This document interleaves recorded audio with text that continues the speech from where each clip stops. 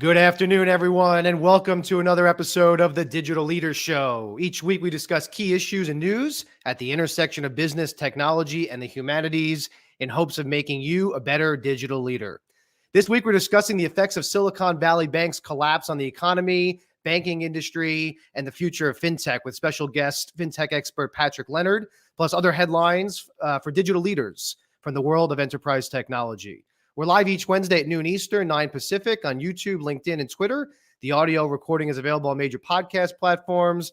And don't forget to check us out at DEInetwork.com for executive coaching, industry briefings, and peer-to-peer custom research. I'm Dan Goodstein. I head up Digital Enterprise Institute and the Institute for Robotic Process Automation and Artificial Intelligence. We're a professional association and peer-to-peer research network providing education, networking, and advice to over 130,000 members worldwide, all around automation, enterprise AI, and digital transformation.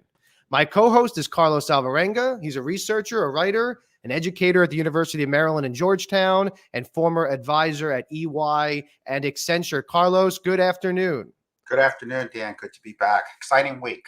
What happened, Carlos? I go away for 1 week on vacation, and while I'm gone, Facebook gives up on the metaverse. ChatGPT 4 comes out, and the banks fail. What happened? Did you take all your money out of Silicon Valley Bank? What happened? I didn't withdraw everything. Well, I'm buying all my SVB swag on eBay, which apparently is the hottest selling item, the hats and T-shirts, right? To connect to my Lehman Brothers collection from 2008. It's amazing, Dan. We think, there's a great book that I read a few years ago called Next Time It'll Be Different. It's a history of financial crisis. And the interesting thing is you're always solving sort of the last crisis, right?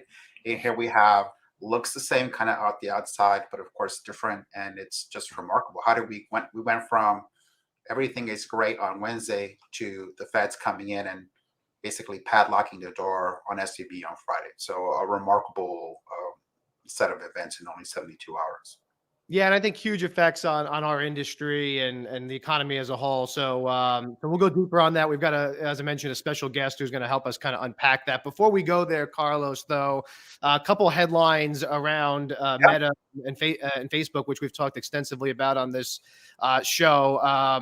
There's this article that came out in thestreet.com saying that, quietly Mark Zuckerberg is giving up on the whole metaverse thing as they've kind of reorganized their management team and seem to be making investments more on the AI side of things.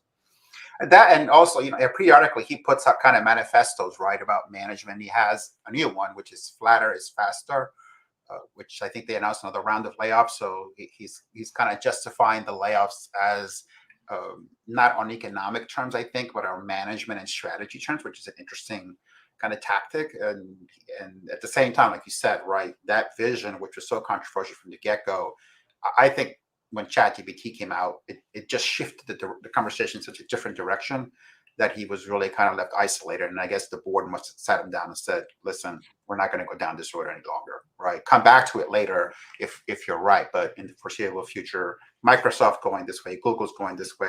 We can't be turning left when the entire industry is turning right on AI.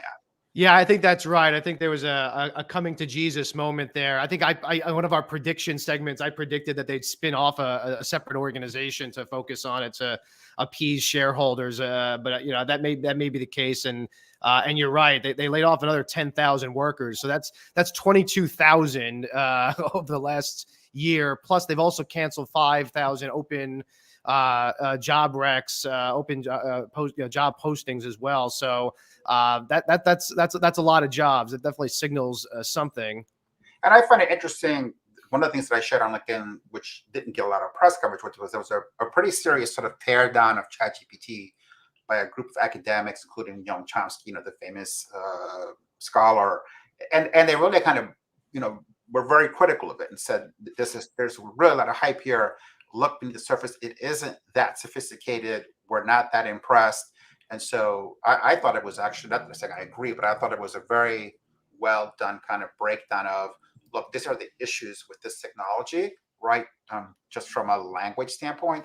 And so before you rush off and crown this the future of AI, take a step back and see what's really happening here. It's not as revolutionary as people think it is, but that's not what was in the headlines, right? What's in the headlines is, look, everybody has to pivot to OpenAI. This is the future.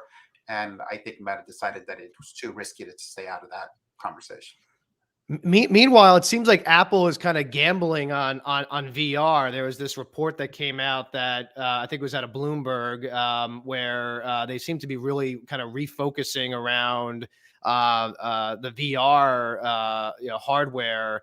And at the same time, we've talked a lot about privacy, and you had mentioned early on that one of the reasons why you kind of respect the Apple brand is their commitment to privacy. And my question was, whether that continues as their business model, evolves. And really interesting, their chief privacy officer has left, and they are saying they have no plans to replace that role. I think that's a very interesting flag. Look, and let's be candid, right? It's admirable relative to the industry, not as an absolute, because the bar is so low in tech. And I mean, it's subterranean, the privacy bar, right? Just that they, compared to their peers, at least seem to, and in some cases actually do, right, support the ideas of personal privacy. But again, you're comparing them to a sector that has really no use for this, famously, right, and doesn't really value it, and thinks that we don't value it, as we've talked about it often on the show, right, Dan? So they've lost 11 key executives over there. So definitely seems like some kind of shift is going on. And the last thing I wanted to mention, which is probably its own show for another day, but we've talked a lot about the gig economy, victory out of California for Uber and Lyft. I think we mentioned this a couple weeks ago about classifying employee the Uber and Lyft folks as drivers. Is this really a taxi and transportation company or a technology company? Well, sure enough, at least the current legal situation is that they're being classified now as contractors. So I'm sure more to come there, but that's a small victory for the Ubers and Lyfts of the world. Yeah, one other story I'll share is I put on LinkedIn a few weeks ago this email I got from Amazon saying we're now in healthcare, right? One Medical. And we're going to make healthcare great, blah, blah, blah. And so a week ago or 2 weeks ago, I get an email from my doctor saying we're going to concierge medicine. So he's going to go into some kind of system where it's 2000 and change, right? Just to kind of be a patient of his. I went back and dug up the One Medical email from Amazon, and I looked at what they offer. It was identical to the concierge medicine, except for the fact that they have an app. And in the app, you can request prescriptions, you can request visits. So it was actually better than the concierge, right? And the price for One Medical was $149 a year. For the same, I mean, identical to the concierge doctor at 2000 and change, right? And including the technology side of this. So when I contacted One Medical, what they were saying is that in where I live, right, there was only one doctor left. Everything else is sold out. So I would say I think one of the real great battles is Amazon, Apple, and healthcare. And one of the early skirmishes is happening right now.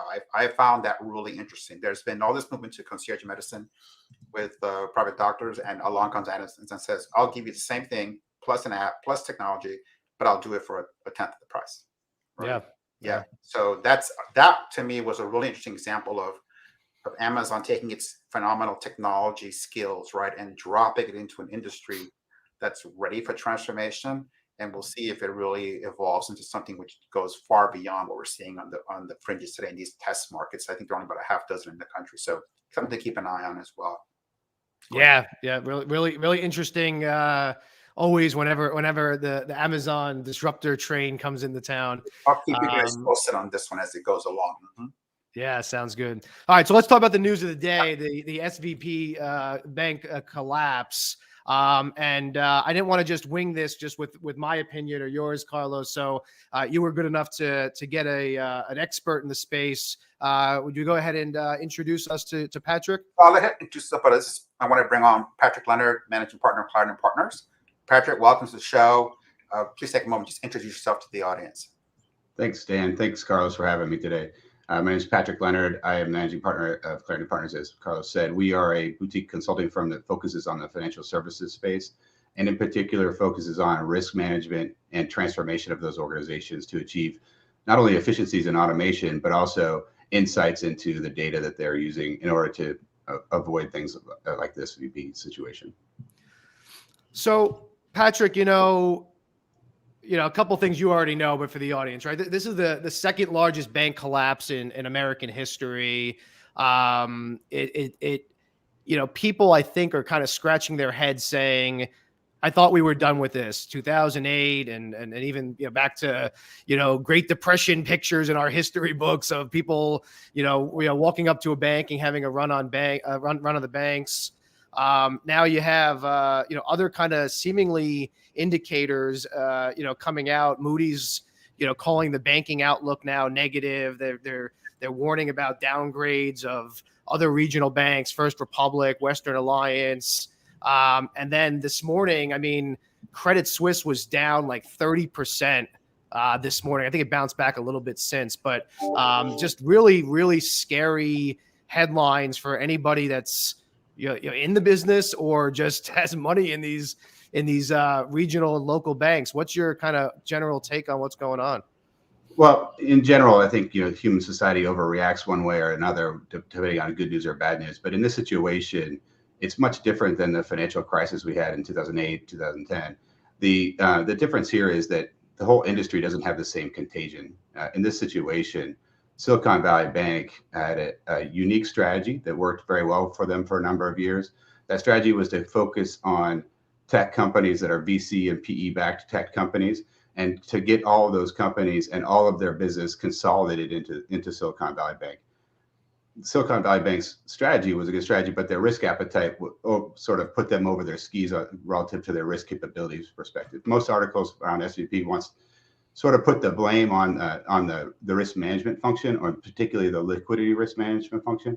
But the bottom line here is that there's a combination of factors that came together that, more what I'll call mature risk management functions in larger banks would have seen, well in advance of the crisis that SVB found themselves in. But the bottom line is, on the SVB front, they have the same issue that many regional banks have, and that's why some of the Wall Street analysts are finding out downgrading some of the stocks and so forth, is that the regional banks have a difficult time developing the right level of risk management capability versus larger banks and Wall Street, because everybody's going after the same resource pool, and it's a very shallow pool of resources that are qualified to do this work. And then once you get into competition with the larger banks and also Wall Street, it's hard for the regional banks to attract those types of resources and retain those resources. And so not only do they have a difficult time getting the resources, but then they also they haven't invested the same amount of money as the larger banks, because they haven't been forced to do so, to build out the systems around risk management, to identify risks, to monitor those risks, to measure those risks, and to calculate the impacts of those risks so they can then get in front of whatever they need to do to adjust their operating environment. And SVB is a really interesting situation because they didn't have that capability. One could point to the fact that they didn't have a CRO for over 9 months in place to help them to make these decisions. But they also had 3/4, as far as their last filing, 3/4 of their financial assets were held to maturity assets, which are long-term assets. And because of that, they couldn't basically find liquidity to meet the needs of their customers, and then had to sell their bond portfolio quickly, which sent the wrong message to the marketplace. And whenever a bank is publicly stating that they don't have liquidity issues, the likelihood is they probably have liquidity issues, and that's what the market sensed. But it's easy, and it's still relatively new, but is this just it happened, or who's to blame here? You watch some of the things that are out there, and I agree, some of it's just media hype, but on one hand, you mentioned it, the chief risk officer left in April, and they never replaced that role, right? So is that on them, or a lot of the criticism has been no bank could have or any bank could have gone through this based on how quickly the interest rates went up. So is the blame on the Fed here? I mean, what's your No, I is don't there a buy single throat to choke here or no? I don't buy the blaming the Fed situation here. This raising of interest rates has been on the horizon for over a year, and it's been ongoing. And the Fed has not indicated that they're going to stop raising rates in any material way anytime soon. So the bottom line is that I don't buy into that aspect, and also all the different aspects of basic risk management. We're not working effectively at Silicon Valley Bank. Not only they did not have a chief risk officer, but they also didn't align their strategy and risk appetite to their risk capabilities. And back to the point of these regional banks not having those capabilities, I think the regional banks and smaller banks have to figure out different ways to develop these capabilities than the bigger banks, because again, you can't operate on the same level of investment and resource pool capabilities. But you could do it if you were doing, let's say, hiring people or third parties on a fractional level or on a cooperative level to basically acquire those same skill sets. So from my perspective, I don't buy the Fed interest rate issues being the reason for that. I really find that as being particularly painful for them, because they had all these most of their assets in long-term assets that they couldn't acquire very easily. Patrick, let's talk a little bit about the reaction to what happened. I find two things fascinating. One was the philosophical, if you want to use that term, right, immediate pivot of Silicon Valley leaders who had a week earlier been at their libertarian retreats, writing articles and op-eds against the government and how terrible it was, and I hate regulation, and why don't you go away and let us be these super people who do those great innovation. And the minute they started padlocking SVB, they're the same people tweeting, where's the government, right? Where's Janet?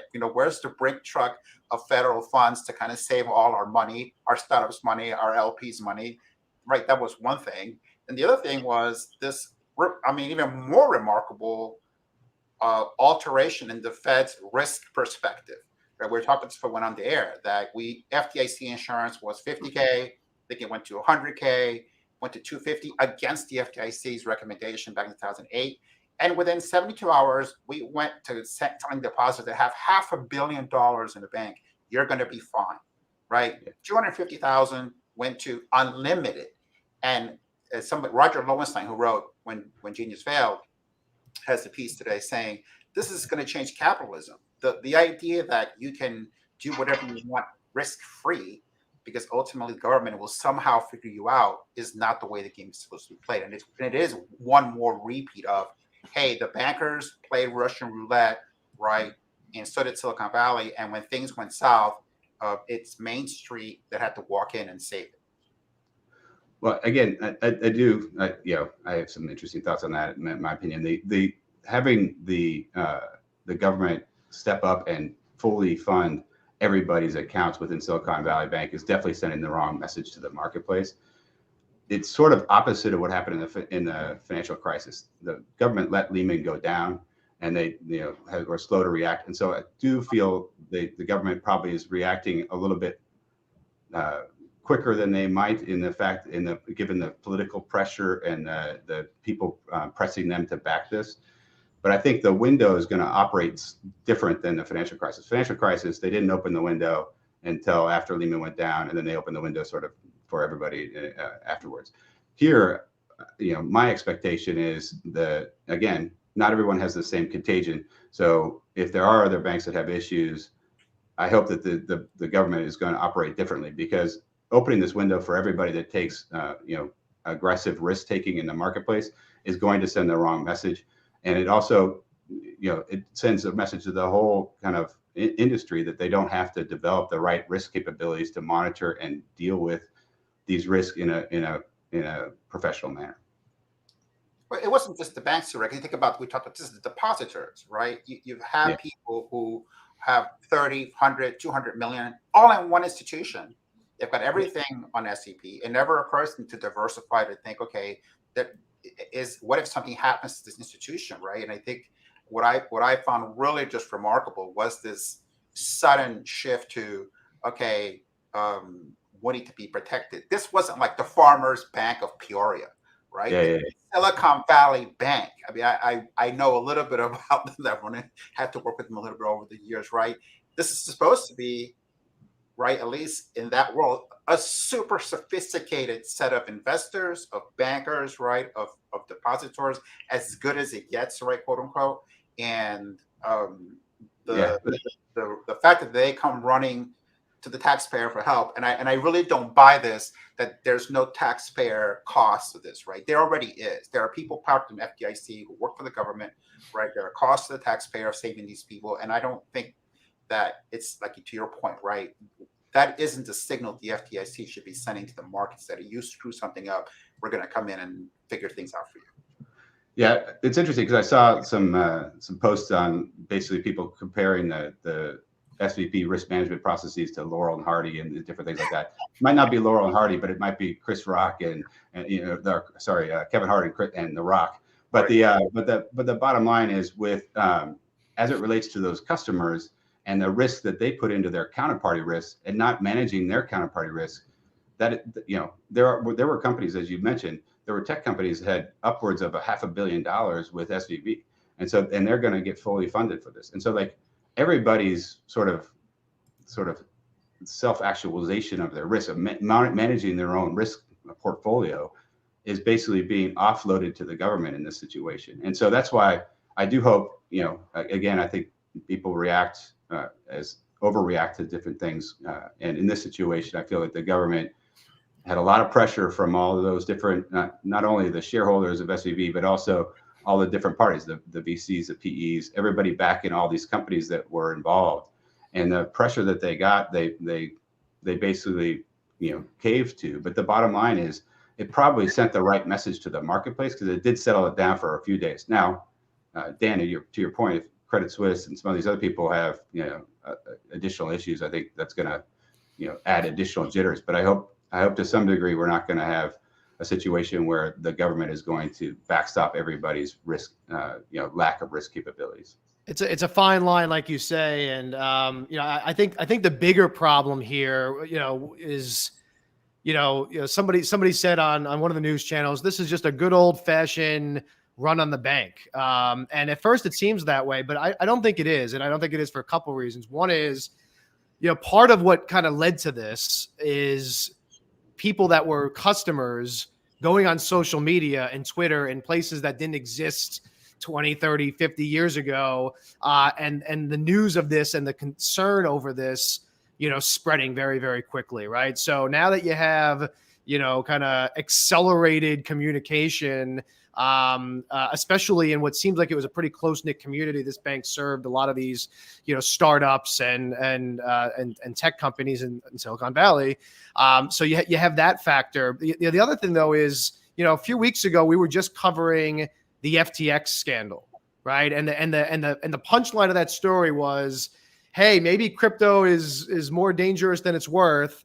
That's why you should keep your money in the traditional banking system, right? And then this happens, right? You got the guy who literally wrote the Dodd-Frank regulation, works for the bank, and is lobbying to lower those limitations.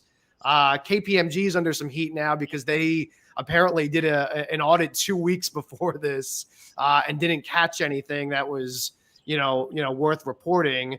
And then we talked, Carlos, about what's the appeal of big banks in a fintech world where you can very easily move your money. And now we're looking back at it saying, wait a second, maybe those big banks are valuable, right? There's been so much consolidation I don't have the numbers in front of me, but over the last 15 years, there's been so much consolidation of assets into a handful of the big banks. So I think this changes the industry, Patrick, doesn't it?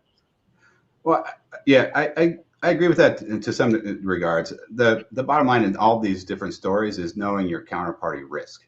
So FTX, nobody involved with FTX understood their counterparty risk. Here with SVB didn't understand their risk profile, but also the people putting their money in there didn't understand their risk profile.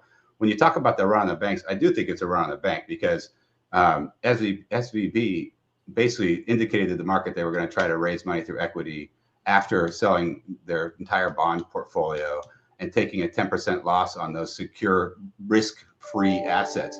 That doesn't send any good message to the marketplace. And if I had $500 million with SVB, I would have been sprinting to the door trying to get that money out as well. And so from that perspective, it's, as I said earlier, anytime they're talking about liquidity, there's probably some sort of truth to it. But as it relates to FTX or SVB or Citibank or whomever, there's also a bit of infrastructure and systems and capabilities that I'm talking about, not just in the risk space, but on the operating side of things as well. FTX ran on QuickBooks. They ran their whole organization on QuickBooks. It's unbelievable to imagine that they were running an infrastructure, industrial layer infrastructure on QuickBooks. It's just, I mean, QuickBooks is a good product for certain size companies and certain organizations, but multinational, multi-billion-dollar companies is not the place for that. And so, from my perspective, you have to understand your counterparty risk. If you don't, if you don't look at what type of risk capabilities they have, and you just look at, hey, they hired somebody who was a former regulator and head of whatever, and he's now helping them run their risk program or run whatever program, investment program. That's good, but that's not digging beneath the surface. You gotta like really understand, ask some questions, and really understand what the capabilities are and how they're positioning.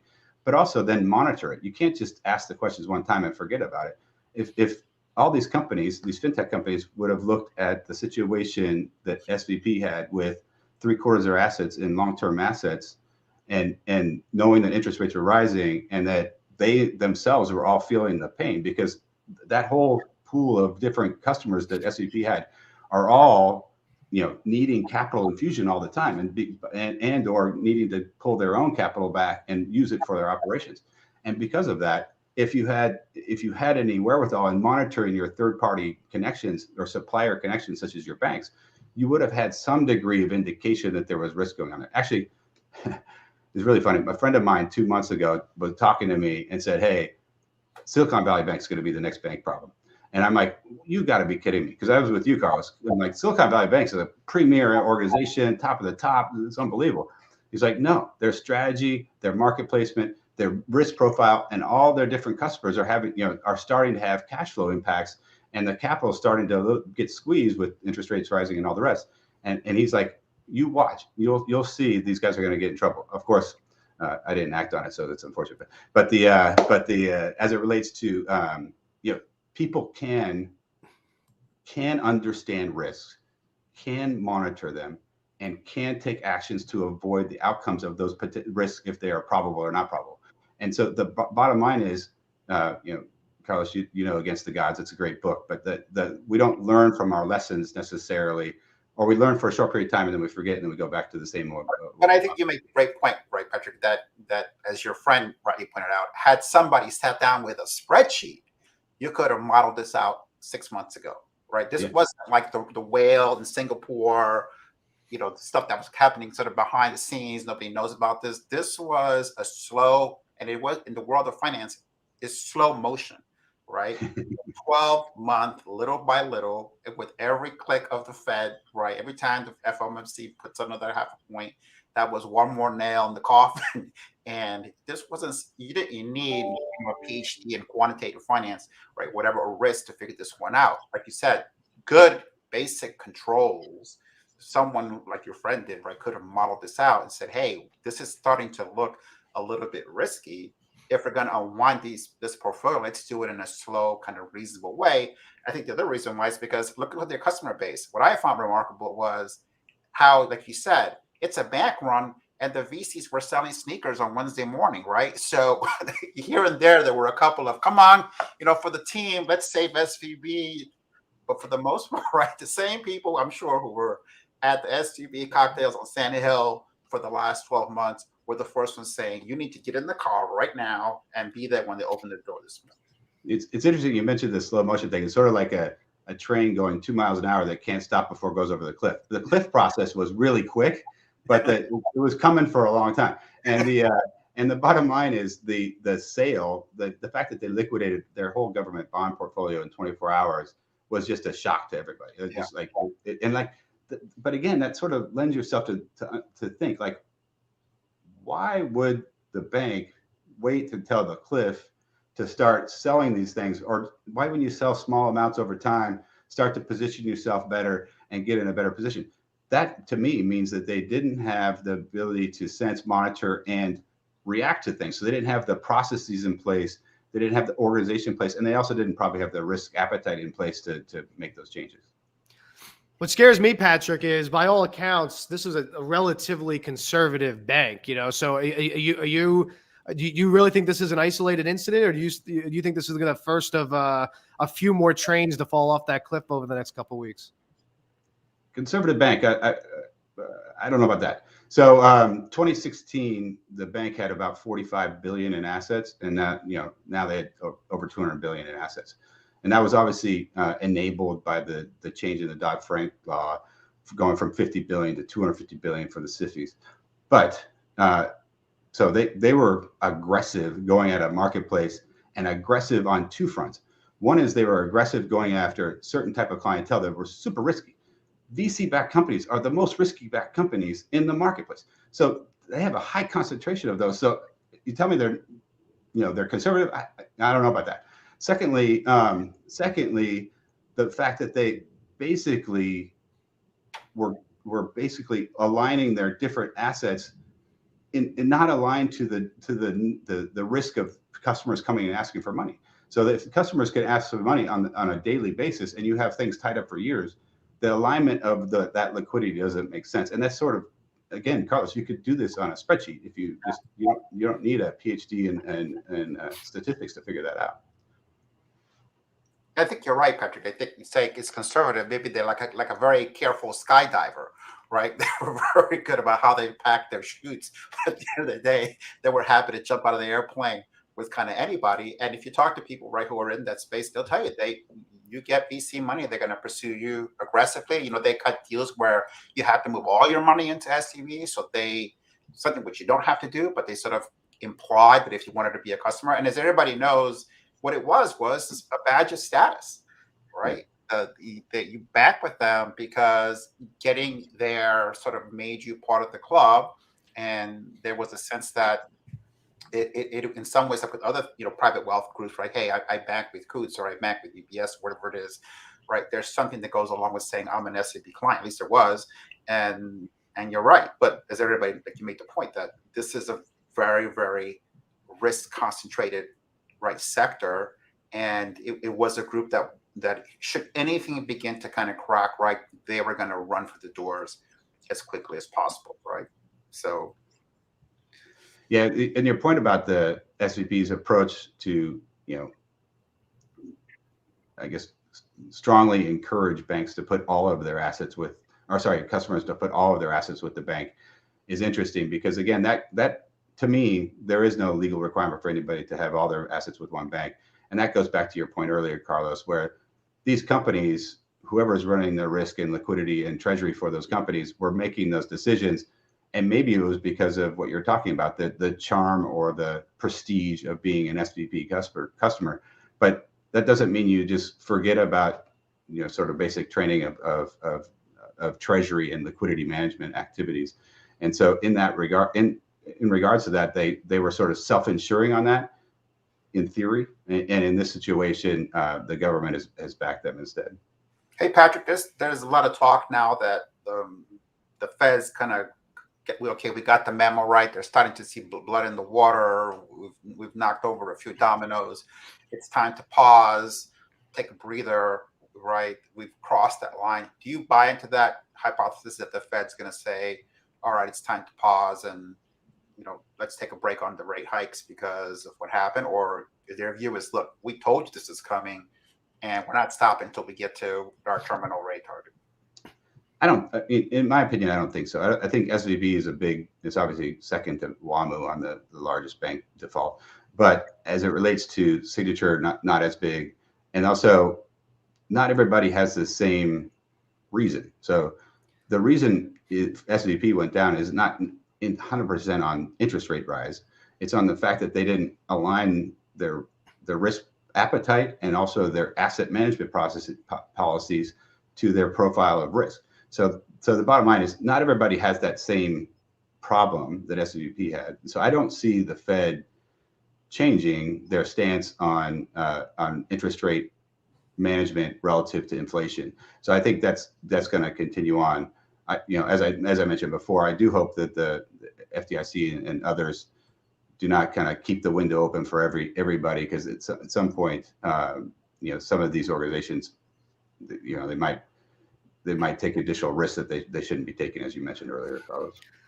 So Patrick, where's the opportunity? I know you do a lot of consulting in this space. I'm a technology guy. I run technology associations, so my answer is always technology. So I'm biased, but to me, there's some of the things that you say, some of the gaps that were there, some of the issues, the ability to sense and act, and I just have this old fashioned image in my head of some banker or some CFO getting not a Google's doc probably, but an Excel spreadsheet at the end of the day and not catching this. What are some of the solutions, from a technology standpoint? Would technology have stopped this from happening if the right technology was in place? Well, in the financial crisis, the whole issue was around risk modeling and not really understanding the underlying nature of the assets, because the esoteric nature of the mortgage-backed securities. The situation is different, in my opinion. But what the first thing that organizations, whether it's the first situation, the financial crisis, or this crisis, have to understand is that you need to have a structure in place to identify different types of risks that your organization is going to encounter. Companies we work with do wargaming and different activities to try to figure out what type of things could a supply chain risk, interest rate risk, whatever the thing is, what could come in place, and then if it did, what's the outcome of that? So that's the first part of it. Is your organization has to have a mentality of understanding risk and really facing it with a reality check, if you will, not just kind of plugging on, as it seems like SVB did here, which was like, we have a model, we're getting more customers, everything will work out. So that's the first task. Is once you have that in place, then you can start doing some more advanced technology related items, such as putting in place, either through third parties or yourself, ways to monitor information around all the different risks that you have. Once you categorize the risk, you prioritize those risks and the subcomponents of those risks, and then put in place ways you can monitor and aggregate information from those, and then put in place either processes and or models to build out the outcome of different changes in those underlying information that you're gathering around those things. And then lastly, so that's process and system related. But the last thing is really, many organizations after the financial crisis, many financial services organizations built credit risk models, liquidity risk models, different types of models. And the models were great, but until you actually put it into the business, it doesn't make any difference, because unless you change the way the business is operating, and in order to do that, you have to build a flexible tech stack that can support that, whether it's RPA or other workflow or other, you have to be able to constantly update based on the changes in the risk and the changes in information you're finding, constantly update the different ways the organization reacts to the different models and different activities you have in place. And then lastly, I'll put in, add one more thing, is that many organizations around models and these different things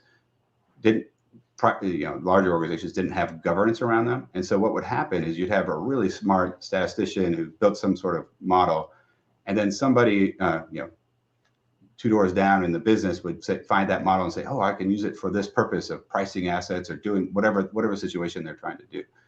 And they wouldn't really understand the assumptions and the criteria built into those models. And so that's a very big risk if you also look at these smaller companies, because some of them will buy risk models from different third parties, but the people operating those models don't really understand the ramifications of different variables in the models and different aspects of the models.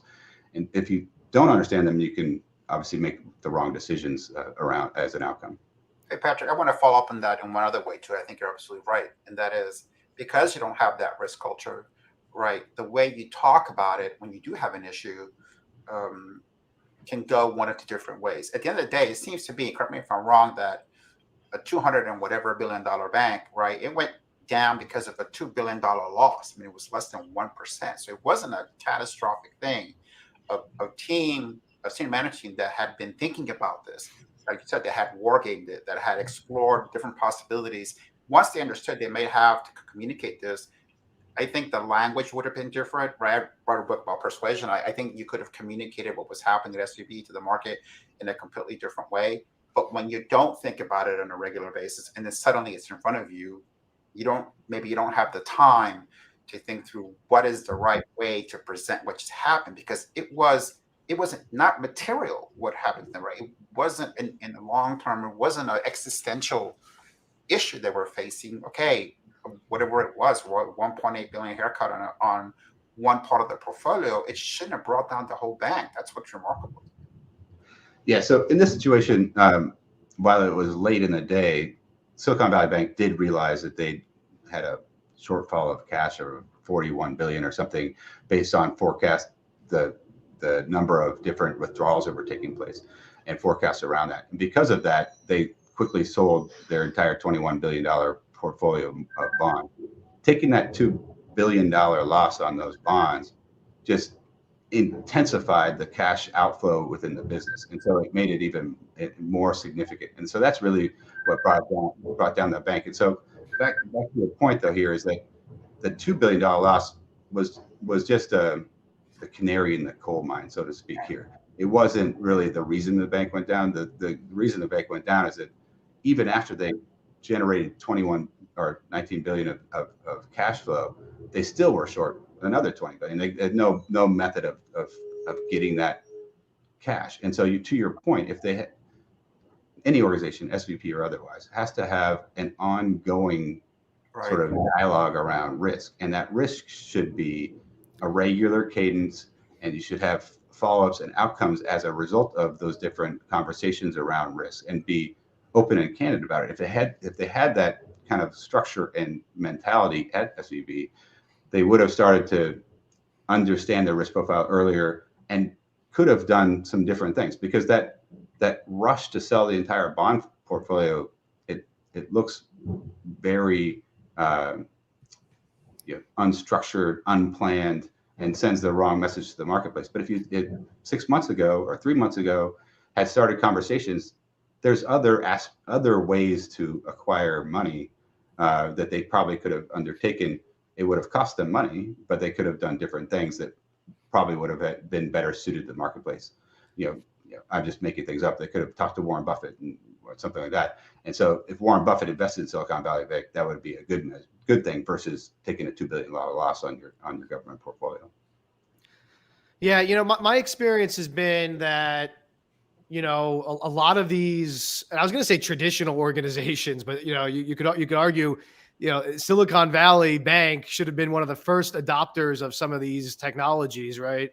My experience has been a lot of organizations, they want systems, like you say, kind of maybe models and things that are either homegrown or it's a third party, and they'll use it kind of, but it doesn't really change their process. It doesn't really change the people factor. And I have to say that there's at least in the organizations I've spoken to, sorry if you're listening to this, there's still some arrogance within these organizations that, people can make these decisions better and faster because they've got this tribal knowledge than technology can. I'm just wondering if this is, is this a breaking point where organizations look at this and say, you know what, maybe we need to, invest in more autonomous systems that don't require a person's input or opinion, or is that not the answer, Patrick? Well, I think the answer is obviously in the long term, yes. But the answer for SVB in the short term was, hey, I'm a $45 billion bank in 2016. 2018, the government takes my the handcuffs off. And so I am going to grow my asset base and my customer base as fast as I can. And if I can invest more in growing my asset base and my customer base, I'm going to do that versus developing new capabilities and new functionality that are, from a banker perspective, operational systems, underlying infrastructure type systems. And and that's exactly what happened in this situation, in my opinion. But there was another interesting aspect about this I wanted to bring up to you, Carlos, is the government reaction to this is dramatically different than the financial crisis. Obviously, in the financial crisis, everyone had the same contagion as I talked about before. But here, the government is not what I'll call rushing to find suitors for SVB, as far as we can see, kind of thing. So like they're like, hey, we got the fund, the bank fund that we're going to use to make everyone whole from a customer perspective, and then it'll be unwound or sold off. The government is not forcing anybody's hand in that regard, as they did during the financial crisis, which I find that to be a very different reaction as well. No, you're absolutely right. And at the end of the day, right, the bank, unlike what you saw in 07, 08, right, the bank is gone, right? The people who work there don't have a job anymore. So that their work costs borne, right? The thing that concerns me is just a systemic view of that this time it was the depositors who were too big to fail. And so now we have a different group, right, that needs to be protected. It wasn't the banks, right? It was the customer base. And again, this wasn't ordinary customers. If you had told me this is the Valley Bank of Lagrange, right, it's a bunch of farmers, right, that were really had issues, that's one thing. But if you look at if you read the people, it's somebody who's making an app to feed dogs, or Asian food delivery company, right? These are entrepreneurs, people who understand risk, and that's who the government came in and saved. And I don't know what calls were going on between Sand Hill Road, right, and K Street, and people knocking on doors saying, look, I've got a lot of people who are very nervous. And it's been talked about that after Silicon Valley, the second biggest sector of SVB customers were wine growers, right? It's all the Napa Valley, which is everybody's favorite hobby in Silicon Valley. As soon as you get any money, you go buy a vineyard. So there was the wine money, there was the venture money, the tech money, right? A lot of hotlines were ringing back and forth. And again, I think we would have had a different outcome for those investors had this been regular, quote unquote, Main Street people with a bank that folded in Cincinnati. Yeah, the wine part is interesting because, again, you're sort of looking at the same pool of investors. Yeah, crowd, right? Yeah. So from that perspective, the phone is ringing from the same people there to the government to pressure. Yeah, right, Patrick, because now the thing came out that the CEO of SVB sold $3 million worth of shares a few days before, now, quote unquote, scheduled share. But I wouldn't be surprised if we then now start to read about how coincidentally some C-suite people decided to put in some sell orders on Tuesday or Monday, right? And then what does the government do about that? So, yeah, to some degree, I think this will put pressure on the government to reevaluate their decision process in 2018, where they changed the number from 50 to 250 billion. But my general sense is, hopefully we won't continue to go overboard one way or the other as a society. Again, I don't find this as a systemic issue across all banking, but the issue here is really, can regional and small banks build the right capabilities to avoid this type of collapse going forward? Because that's what we need to have in place. And to the same degree, we can't have the same amount of stress testing and activities that the larger banks have to deal with at the regional bank side of things, but we can't have nothing either. So there has to be some sort of middle ground that we figure out the right balance. Good advice. Patrick, thank you so much for joining us and helping us unpack this complex news that we've heard this week. Thank you guys for having me. Thank you, Patrick, for having me. Carlos, interesting stuff, right? It was good to get Patrick's opinion and kind of separate some of the hype from the reality. Yeah. Right. And look, obviously he's a professional. He lives in this world every single day. So his take is going to be at a much deeper and more sophisticated level, at least for me as someone looking at it from the outside. It does look like, right, by all indications, this was human error, right? This wasn't the engine blew up, right, or a rogue trader, or the complexities of MBOs that you had in 08. This was simply bad management, right? And we go back to FTX, which what I said on day one, this is bad management. This was not, that case was hardcore fraud, right? We might say this was just simply negligence, right? This is when you have a fraudulent executive team, and when you have a negligent executive team, And here we go. One of the interesting things to me is is that book. Next time it'll be different, right? And I wonder, I really do. I personally will be staggered if this is all there is, right? Yeah. I always say, when there's a doubt, there's no doubt. And I doubt that it's just 2 or 3 banks, Yeah. right? And I know, when the dominoes start to fall, right, there are a lot of very panicky board meetings going on this week. It's not 2 or 3 banks. It has to go way beyond that, not just here, but in Europe as well. So, and who knows where else. So I don't think we're done. We shall see. Carlos, we have a guest next week as well, do we not? Raul?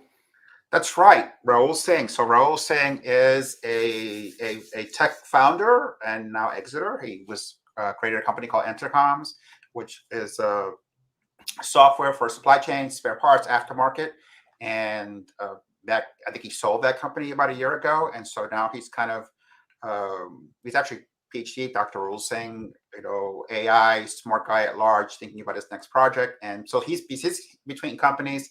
I asked to join us and give us his perspective on AI because he's taking a little bit of a sabbatical from the venture world to go deep into AI and think about what his next venture would be. So I'd be interested to get his perspectives on what he's learned over the last year of looking into these technologies and where he thinks the next breakthroughs are going to come from. So happy to have him next week, Dr. Raul Singh. Yeah, looking forward to that. So we'll be back next Wednesday, noon Eastern, 9 Pacific. In the meantime, anybody who's watching who wants help or wants some advice, help with a project, feel free to message me or visit DEInetwork.com. Otherwise, have a great week, Carlos, and stop taking your money out of all the bank accounts. Thank you, Dan. I'll see you next week. Bye-bye. Have a good week, everybody. Take care.